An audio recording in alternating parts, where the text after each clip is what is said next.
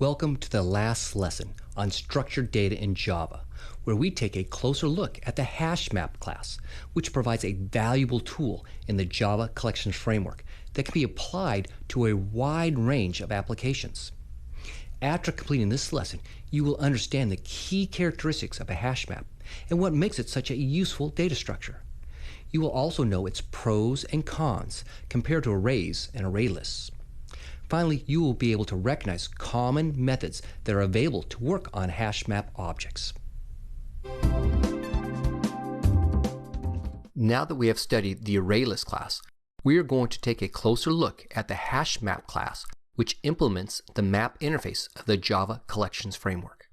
Before jumping into HashMaps, let's quickly review arrays and array lists. Arrays and array lists provide us with a super convenient way to store data, and it is stored in such a way that we have direct access to any element by using its index. In fact, it is sometimes useful to think of arrays in terms of mapping an integer key to a value. For example, think back to the example of simulating the rolling of two dice a bunch of times that was discussed in an earlier lecture. In that example, whenever we rolled the two dice, they produced a value or key which was used to get the associated counter. These concepts make arrays and array lists very fast and efficient, as well as very easy to use. But there are still some problems that just don't lend themselves to being solved with arrays. Often, we encounter problems where our keys are not integers that can be used as an index into an array, but rather we have data of different types that act as our keys. For example, we might want to map names to corresponding phone numbers, or we might want to map state abbreviations to state names, or possibly map student IDs to the matching student records. Note that in many cases, the keys we are using are no longer integers, and even if the keys are integers, as in the case of the student IDs, the values are too large to be used effectively as an array index because the array would have to be so much larger than the number of records that we actually want to store. Here is where HashMaps come to the rescue. The HashMap is a part of the Java collections framework, and it can be used to solve a large number of problems where arrays and array lists do not provide a good solution. The HashMap implements the map interface that is defined in the framework, which allows us to create relationships between keys and values. It is important when creating such relationships to ensure that the keys are unique. This guarantees that there is only a single relationship per key. For example, a dictionary is a nice analogy of a map.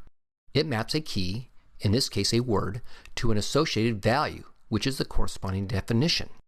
We see that the keys and their values form a pair, which is what gets stored in the map. Whenever you want to get a value from a map, you give it a key, and the map returns the associated value. In this view, we see that an array is simply a map that has integers as keys. You provide an array an integer key or index, and you get back the associated value. Hash maps exist in many different programming languages and often go by different names.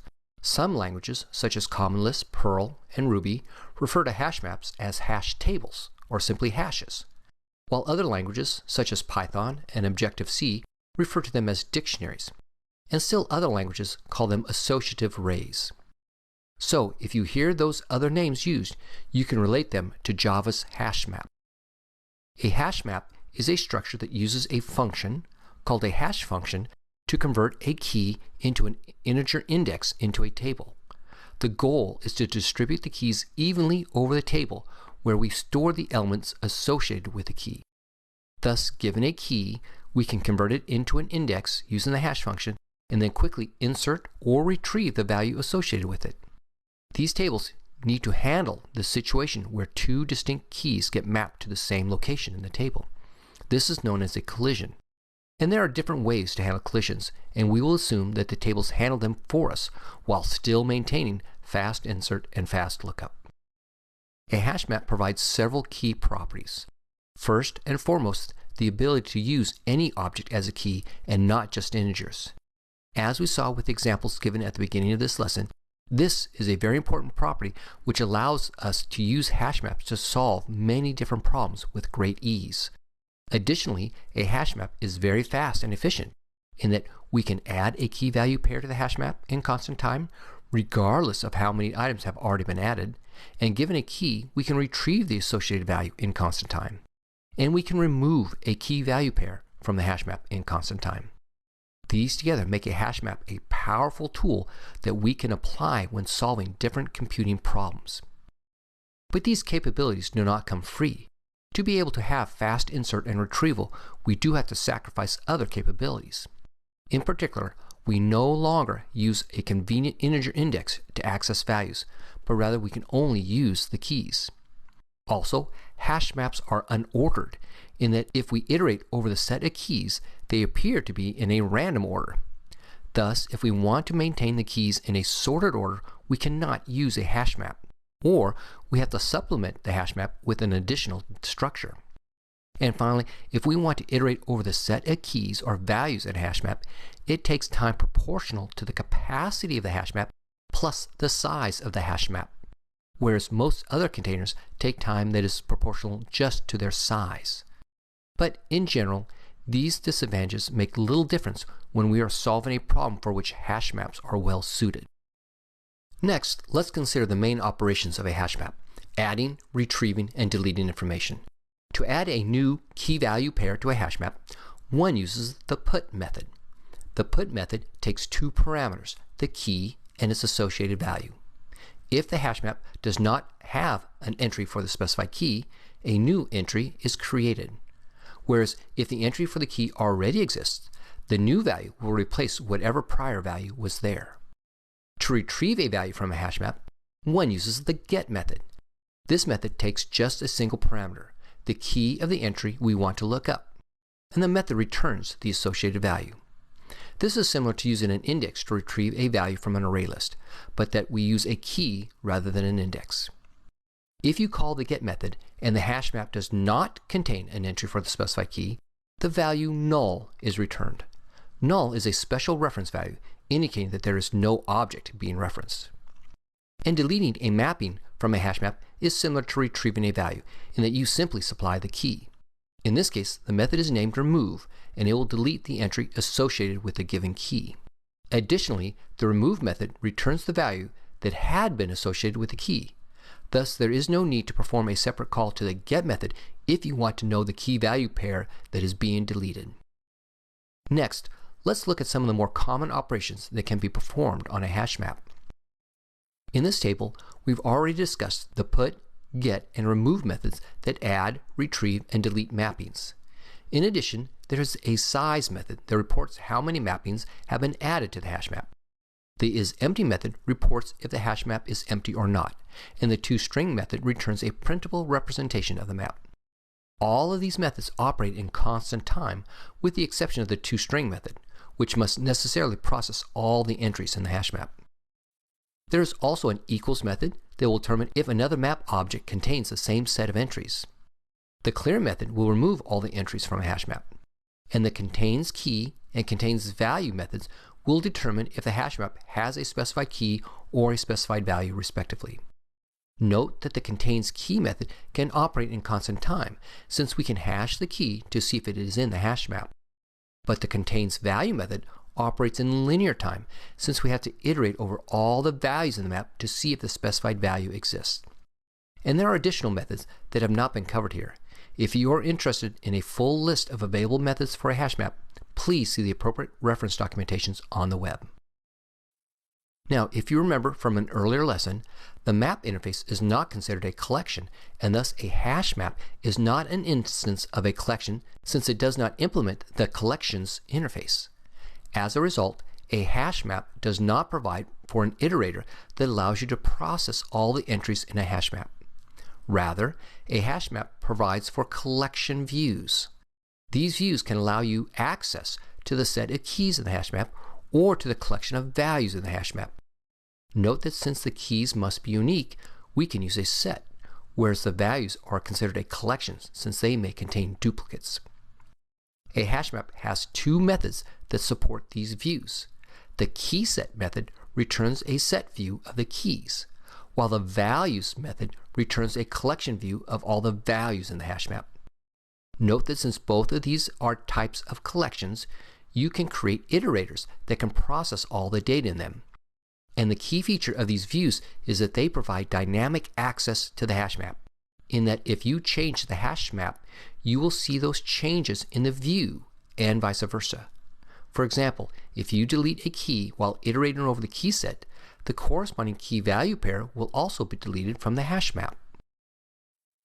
For example, say we have a hash map named MyMap that maps string values to integer values, and we want to process all the entries of the hash map. We could do so in the following manner. First, we call the keyset method on the hash map object MyMap and assign it to a set of strings. We use a set of strings since the keys are type string. Next, we call the iterator method on the set to get an iterator of type string. And then in a loop, while the iterator says that we have another element to process, we get the next element from the set, which will be a string representing a key, and then we use that key to access its corresponding value. We can then do whatever we wish with the key and its value. In the code that is given, we simply print out the pair. And as with all of our Java Collection Framework entities, it is recommended to declare the object to be of the interface type rather than the implementation type. In this case, we would want to declare our hashmap object to be of type map rather than hashmap, since that allows us to easily change to a different implementation in the future if we decide to do so. Again, it is not wrong to declare your object to be type hashmap, just not recommended. There are a few requirements that we must obey when using hash maps. First, as is true for all our collection framework structures, the data values we deal with must be class type. This requirement means that we have to use the wrapper classes for the primitive types. Additionally, whatever type we use for the keys must have two methods defined for that class of objects. The equals method, which can be used to tell us if we have the same key, and the hash code method, which implements the hash function for mapping an object into an index, which can be used in accessing the table. These two methods exist in most classes that Java provides us that we might use as keys, in particular the string class. And finally, it is highly recommended that the type you use for the keys produces immutable objects. Now, this is not a hard requirement, but it is recommended, since if you put a key value pair into a hash map and later change the key, you will no longer find the pair when you attempt to retrieve it. This is because the pair was stored based on the old key, but the lookup is being performed on the new key. Let us conclude with a sample problem. In computing, we are often interested in counting things. Now, if the things we are counting are numbers in a small finite range, then it is easy to use an array of counters, similar to the example we saw in an earlier module where we were counting the number of times each roll occurred when rolling 2 dice. Other times, we are counting things for which we cannot use an array. In that case, we can use a hash map to create a mapping from the objects we are counting to a counter associated with that object. Each time we encounter another instance of the object, we increment the associated counter in the hash map. For example, let's consider the problem of counting the occurrences of words in a file.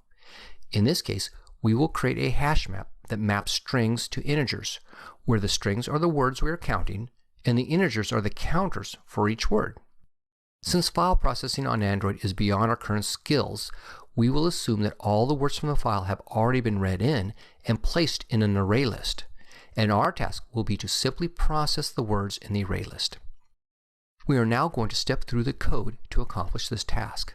Again, we are given an array list of strings called words that we wish to count. The first thing we do is to create a hash map that maps strings to integers. We give it the name counts. Next, we want to process all the words in the array list. The easiest way to do this is with a for each loop.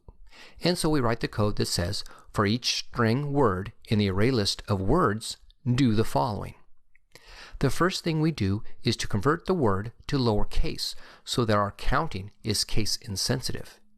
Next, we determine if the hash map already contains the current word as a key or not. If the current word is not in the hash map, we add the word to the map with a count of 1. Otherwise, we get the current count of the word from the hash map, add 1 to it, and then update the hash map with the new count. Simple, sweet, and it works. Afterwards, we could use the code presented earlier in this lesson to print out all the words and their associated counts.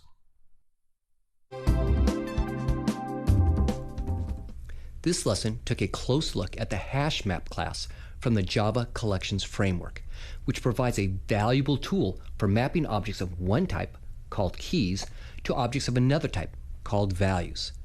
Now that you have completed this lesson, you should understand the key characteristics of a hash map and what makes it such a useful data structure. You should also know its pros and cons compared to built-in Java arrays, as well as array lists. Finally, you should be able to recognize common methods that are available to work on hash map objects.